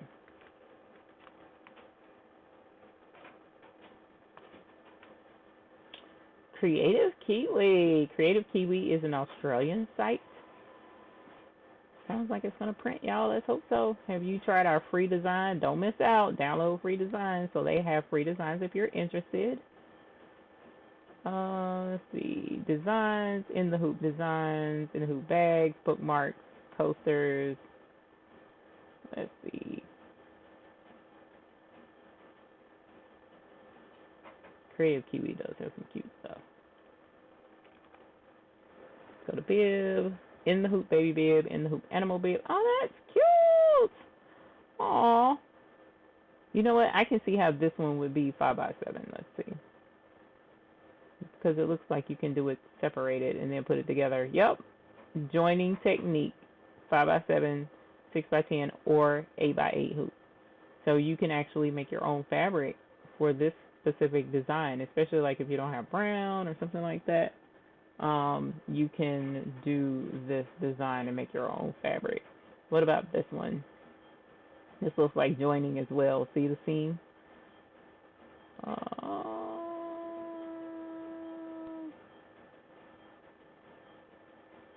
12x7 and a 5x7 hoop. So yes, and look at how it fits this adorable type. Fits the baby perfectly with that size bib.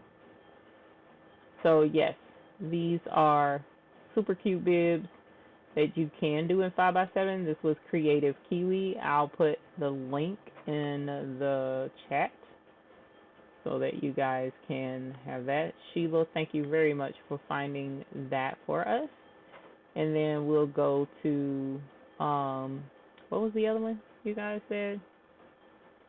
Where is it? I just saw it. Stitch Delight.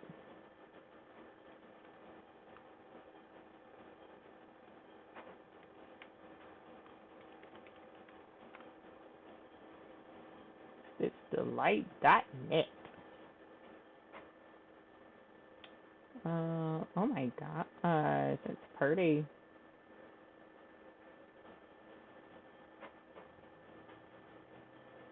Construction pillows, cute. Okay, so let's see. In the hoop, baby bibs. Okay, see, these are put together as well. Quilted. Ooh, that's cute. 20 bucks. This one is a put together as well. This one is a put together as well. Oh, interchangeable. That's cute.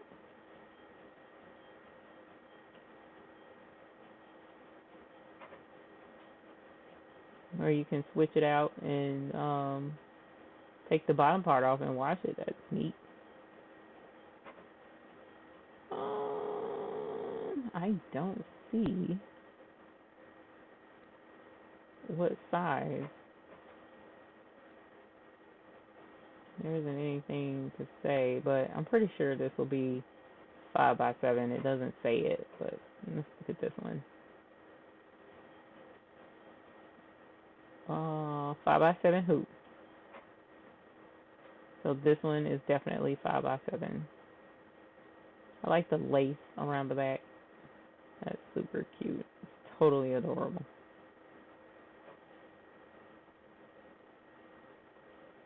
And what about this one? This one here. I love that. 5 by 7 hoop size. So this one is a piece together bib as well. Now, keep in mind though, when it's saying piece together, I don't know if you would need to sew it with a sewing machine to piece it together, or if you can piece it together in the hoop. So keep that in mind with all of these. Read the instructions and make sure that you won't need another machine. Like if you don't have a sewing machine and you want to put this together, then you may not be able to. You'll have to read the instructions and find out. But so here is Stitch Delight, and then the other was Creative Kiwi. And to see what font that was, Stitchtopia. Ooh, they have new fonts on sale, so check out stitchtopia.com. Her link is always in the description below, because if you've never purchased an embroidery font from Stitchtopia before, I have a code that you can use to get 10% off your first order. So use Stitchtopia. Her fonts are amazing. And the other really cool thing I love about her fonts is she has a lot that have a large size. Like Alexa is a really pretty font, and it goes 4 inches, 5 inches, and up to 6 inches for her font. Absolutely gorgeous fonts. And like this monogram goes up to 7 inches. So she has a lot of stuff that goes pretty big for things like pillows or for blankets, the whole nine. I absolutely love Stitchtopia. So if you've never purchased her fonts, you will not go wrong with her fonts. And she has the most gorgeous script fonts. Okay, her script fonts are everything and then some. My favorite is Grace. Grace is my absolute favorite font that I have on her. That's on her thing. I use it all the time. Grace is absolutely beautiful. So definitely check out stitchtopia.com. And before we leave, Fairy Tale. That's the font that I used on the bib to spell B-A-B-Y. It's Fairy Tale. That's the one that I used. Isn't that pretty? Oh, it's just so pretty. I love her font. It's so pretty. Let me show you the this thing is still printing these turtles. It's printing slow because I'm doing a whole lot on the computer, so it's taking its sweet time. But that's okay. At least it's printing now when it wasn't printing earlier, and then I can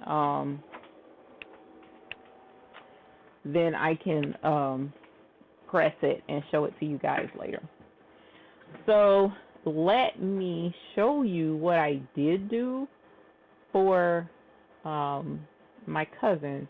Because as I mentioned, you're talking about a man with his child, um, and how it would be something that Debbie D says the bib is pieced together in the hoop. Thank you, Debbie D, because I didn't know. I've never used it. So the Stitch Delight ones are completely in the hoop, and pretty sure Creative Kiwi is too. Thank you, Sheila.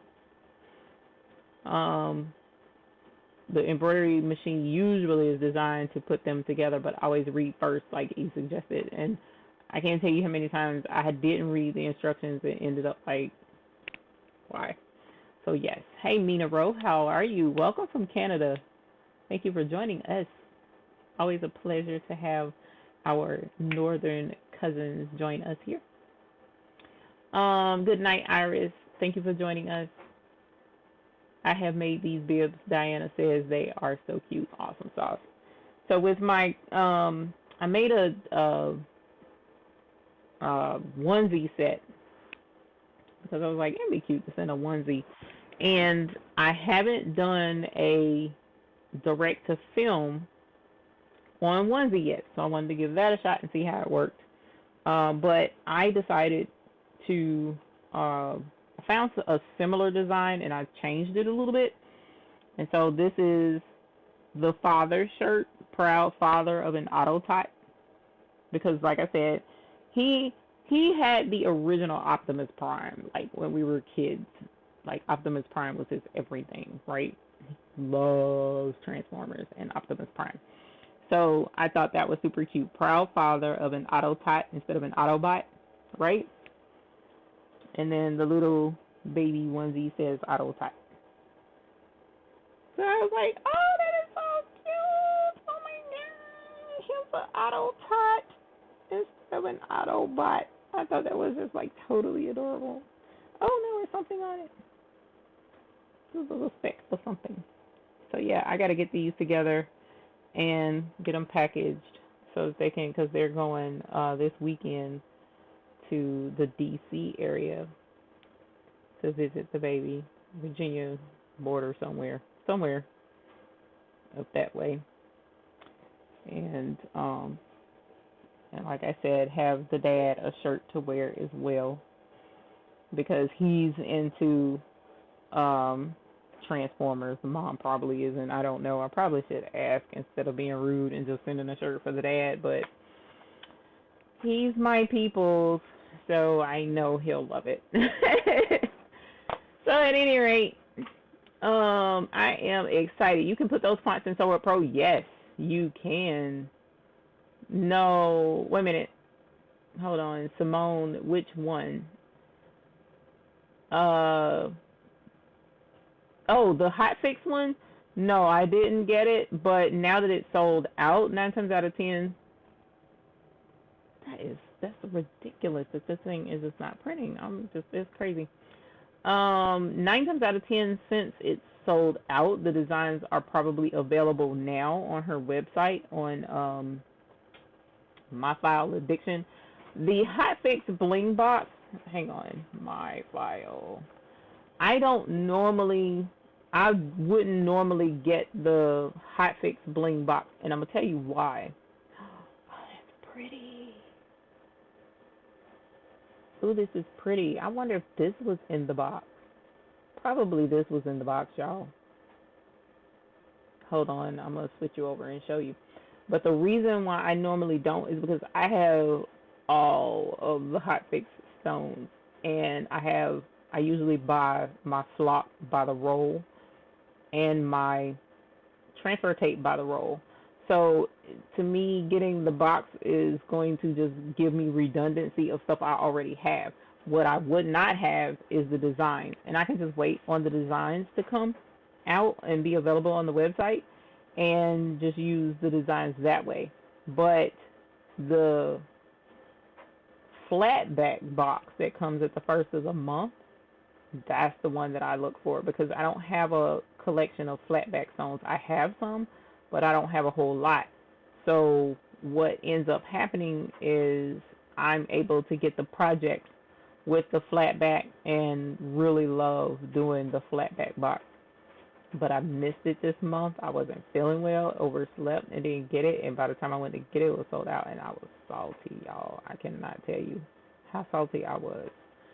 I don't even want to see what the box was. That's how salty I was because I missed out on it. I was so upset. But anyway, so here are 4 designs that I wouldn't bet the farm on it, but because it's themed, summer themed, 9 times out of 10, this is probably what was in that box. And, it's not a super difficult design, so she tries to be, pretty simple when it comes to the designs and whatnot. So 9 times out of 10, this is what was in the box, but we can double check that another time. But this is super cute. I love this one lots.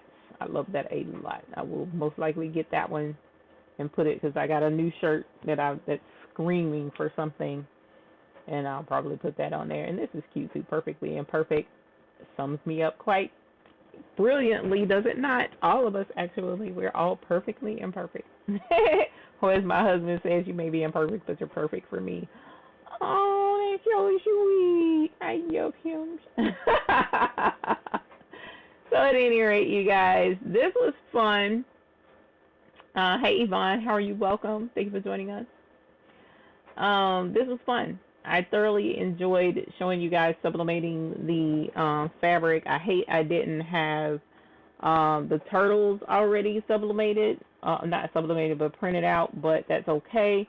We still have Facebook where I can show it to you because I'm going to let that print, and probably by the time I shut all this stuff down, all the video equipment and stuff, then it'll have the memory it needs to go ahead and print it out and get it done. And then I can show you what the fabric looks like. I did show you the Transformers fabric that I made earlier. So there is showing where you can, oh, here it is, where you can make your own fabric if you absolutely want to. You're not going to find this in the store anywhere. You just aren't. And for me, I have always enjoyed giving gifts that you can't get anywhere else, which is why I love embroidery so much, because even if you could get that same diaper bag, it wouldn't have this baby's name on it, or you know what I'm saying? So embroidery, sublimation, rhinestones, vinyl, all of this encompasses garment decor, right? So before I sign all the way off, I'm over by a couple of minutes. I want to let you guys know, and I'll probably drop a video in Facebook, but we're trying to get together a project through Facebook to enhance our community on Facebook, right? So for me, garment decor, the one of the main goals of starting this channel, as well as starting the Facebook group, is to allow us to collaborate and support one another in our endeavors of building our own businesses, becoming self-sustained, encouraging you that you can do this if you wanted to, and give you the resources and the tools and the education that you need in order to step out on that limb of faith, right? So in doing so, we're trying to get together a project that's going to help us find other ways that we can use our talents in garment decor to benefit the community, okay? So if you have any ideas, shoot them to me. I would love to hear what you have to say about it, and how you think we could go into the realm of philanthropy and help benefit the world with our talents, right? Something that would be beneficial. So shoot me your ideas, because what we'll end up doing is putting something together in the group to bring this to fruition, and I'm really excited about it. But meanwhile, we're still going to continue to encourage you in your endeavors, whether that be to branch out in your own business, or just to earn a little bit of income on the side, or just to have fun, de-stress, decompress, and just get your creative juices flowing to help you deal with whatever it is that you have to deal with, because that's one of the things I have always loved about embroidery. It's very therapeutic, especially when things are going right. Right. So that's where we are in this stream of time. And I appreciate you taking your time to join us this evening. I look forward to it every Sunday. As far as I know, there isn't anything going on next week. I probably should have checked the calendar first and make sure there was no holiday that I needed to be worried about interrupting you guys' family time with. Um, and know for sure that, hey, Marge, how are you? Avery said send her one too. Okay. We'll see. But thank you for joining us. I really appreciate it, and I look forward to seeing you. Captains, please, captains. Next week is our captains get together. I'll have the file already ready and sent out. Not sent out, but the file will be on Google Drive if that's what it is. Even though I think this time around we were going with something a little bit different. If so, I'll let you know. And again, your captain's announcement and all the instruction and everything you need will be here on YouTube in the post section, okay? And it should send you a notification in your email that you have a special announcement for you, okay? So please be on the lookout for that. Toward the end of the week is when we'll get all of that posted, all right? So you guys have a great night. I still have more resting to do after that vigorous hike. If you want to see pictures of the hike that we took today, that's on Facebook. And meanwhile, let me know if you print your own fabric. Post a picture of it on Facebook. I would love to see it. All right. So you guys have a great night, and I look forward to seeing you all the next time here on our channel, Sunday, 9 p.m. Eastern Standard Time. All right. See you later. Bye.